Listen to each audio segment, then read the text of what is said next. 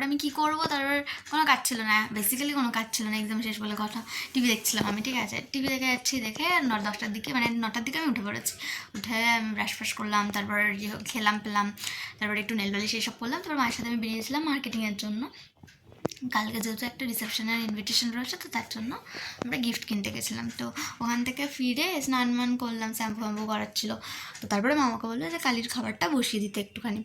তো আমি তার জন্য সব কিছু কাটবো মানে যেগুলো খাই, গাজর এইসব সবজি কাটবো বলে বের করলাম। আর আমি না, বেসিক্যালি আমি অন্য সময় তোমার বটি দিয়েই কেটে থাকি, কিন্তু একটু তাড়াতাড়ি করে নিই, তো একটু ঘুমাবো, আবার একটু ঘুমাবো দিয়ে, ওই জন্য আমি না তোমার এতে করতে গেছি, কি বলে, নতুন একটা ছুরিতে কাটবো ভেবে। তো তারপর আমি কোনো রকমে মাংসটা বের করাই ছিল, ওটা জল দিয়ে ঠান্ডা হচ্ছিলো। তো তারপর আমি তোমার সবজিগুলো কাটবো বলে ফ্রিজ থেকে বের করলাম।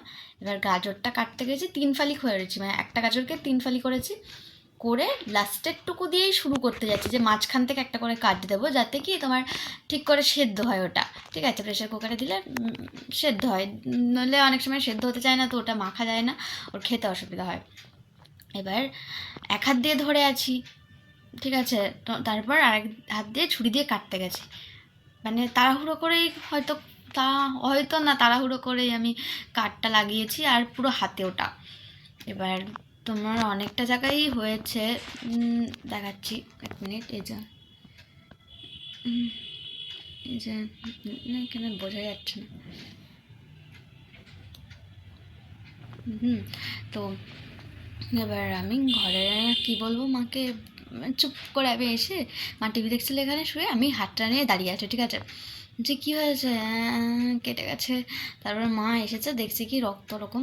তো তারপর মামাকে বলছে, 1 মিনিট হ্যাঁ, যেখানে মেন জিনিস, মামাকে বলছে কি যে কী করে করলি এগুলো, কী বেশ দেয় ওটার মধ্যে, তোর কি নুন দেয় না হলুদ দেয়, কী দেয়, নুন দেয় এরকম। না কিছু না, ছাড়ো, কিছু দিয়ে নুন নুন চলে, না না কিছু দিও না, ছেড়ে দাও, ডেটল দাও তাহলে হবে। না না এইভাবে ছাড়া যায়, দিয়ে যাই হোক ফিটকিরি আনলো, ভাগ্যিস নুন, ফিটকিরি দিয়ে জল দিয়ে হাত দিয়ে চুবিয়েছিলাম, ঠিক আছে। তারপরে আমি বললাম চিনি দাও, চিনি দিয়ে রক্তটা বন্ধ করতে হবে। তারপর উনি আমাকে চিনি দিল, চিনি দিয়ে আমার হাত চেপে ধরলো, দিয়ে কিছুক্ষণের মধ্যে রক্ত হবে। তখন আমাকে বলছে যে ও এটা চিনি না, আমি ভেবেছি নুন। মানে ওনার একবার হাত নাকি কেটেছিল, তখন আমি চিনি দিয়ে ধরেছিলাম, ঠিক আছে, যে তাহলে রক্তটা করবে, ওটা মাথায় নেই ঠিক করে, ঠিক আছে। বলছে নুন চিনি না হলুদ গুলিয়ে ফেলেছে। তো যাই হোক, তারপর আবার রক্তটা থামলো, পরে যখন সাথে সাথেই আবার তোমার কালির খাবারের সিটিটা মা দিয়ে দিল, করে নিল, দিয়ে একটা সিটি দেওয়ার পর আমি রেডি হয়ে মায়ের সাথে গেলাম এই সামনে তোমার এখান থেকে পড়ে তোমার ইঞ্জেকশন টিটিনাসটা নিয়ে নিতে, যদি সেপটিক হয়ে যায় বা এরকম কিছু হয় তো। আর ছুরিটা ধারালো পুরো, মানে আমি কোপ বসিয়েছি এরকম, মানে লেগেছে আমার, জোরে মারতে গেছিলাম তো। তারপর কিন্তু আমার বিশাল ব্যথা, আমার ভয় লাগে টিটিনাস বা ইঞ্জেকশন, এইসব ভয় লাগে আমার ছোটো থেকেই, আমার কেন জানি আমার অনেক ভয় লাগে। অন্যকে দিচ্ছে, আমি দিতে পারবো অন্যকে, কিন্তু আমার লাগাটা ভয় লাগে, ওটাইতেই আমার ভয়। তোমার আরও একটা ঘটনা আছে, এইটা তো হ্যাঁ যাই হোক, ওটা আমি পরে বলছি। এইসব হতে আমি আর মানে কোনো তেমন অ্যাক্টিভিটিও ছিল না, তোমার নাচে যাওয়ার ছিল আজকে, অনেক দিন আমি কামাই করেছি তো যাওয়ার ছিল, আর এইসবের জন্য আমার নাচেও যাওয়া হলো না, কারণ জামাই পড়তে পারছি না ঠিক করে, আবার খোলা পড়া ভাবে হচ্ছে না। আমি ম্যামকে ফোন করে বললাম যে না আজকে হবে না, আর কালকে তো এই রিসেপশানে যাচ্ছি, তার জন্য কী করে হবে, তো পরের দিন ধরে যাবো। বললাম ঠিক আছে, দিয়ে ওই হয়ে গেল। তারপরে একটু রেস্ট নিচ্ছিলাম, খেলাম, তারপর শুরু করলাম। আর সকাল থেকে 1-2টো ক্লিপ নিয়েছি, কিন্তু সেভাবে করে ওঠা হয়নি। যাই হোক, আর আমার এই হাত কাট মানে এইসব কাটাকুটি নিয়ে অনেক ঘটনা রয়েছে ছোটোখাটো, আমার বিশাল ভয় লাগে। সেই ছোটোবেলায় একটা বলতে নেই, খুব বড়ই হয়েছিল, আমার হাত ভেঙে গেছিলো, ওইটার না মানে এক্স্যাক্ট আমার মনে নেই, শুধু এটুকু মনে আছে যে তখন আমি অনেক ছোটো তো ছিলাম অবভিয়াসলি, তোমার এরকম আমরা গ্রামের বাড়িতে থাকতাম, ঠিক আছে। এবার তখন গ্রামের বাড়ির ওখানে তোমার আমার সব জেঠু সবাই একসাথে আমরা থাকতাম, মানে একসাথে মানে কি যে পাশাপাশি বাড়ি সবার।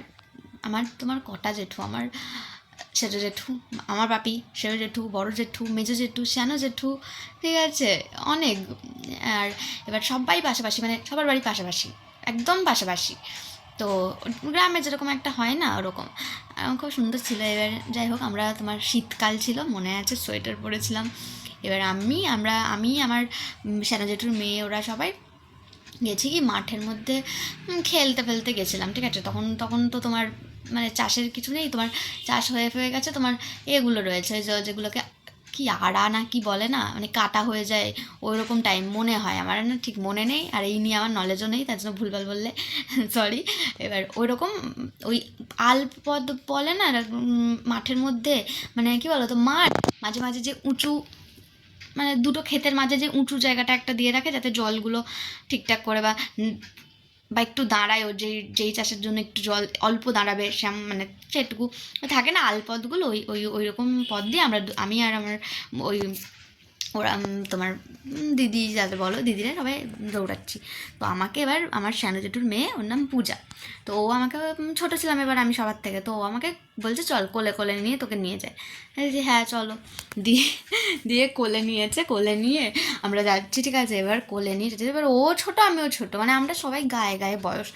এবার ও ছোটো আমিও ছোটো, এবার ও যেতে যেতে ফেলে দিয়েছে আমাকে, ফেলে দিয়েছে ইন দ্য সেন্স পড়ে গেছি, ঠিক আছে, ভুল করে হয়ে গেছে। আবার তারপরে আমার কিছু মনে নেই যে আমার ফিলিংসটা কেমন, নিশ্চয়ই বিভৎস ছিল, কেন হচ্ছে ভয় লাগে ওইসবে, তো তারপর মনে নেই। তো তারপর আবার এই জায়গা থেকে মনে আছে মা হসপিটালে নিয়ে যায়, সেখানে অনেক করে, তারপর বসে আছি হসপিটালে, ওই জায়গাটাও মনে আছে, ঠিক আছে। তারপর হাত ভেঙে গেছিলো, প্লাস্টার হয়েছিল, ওটাই মেজর। তারপরে এই রিসেন্ট এই বছর আমার তোমার এপ্রিল মাসের শেষের দিকে হবে, তখন আমার টাইফয়েড হয়েছিল, 8 দিন হসপিটালে ছিলাম।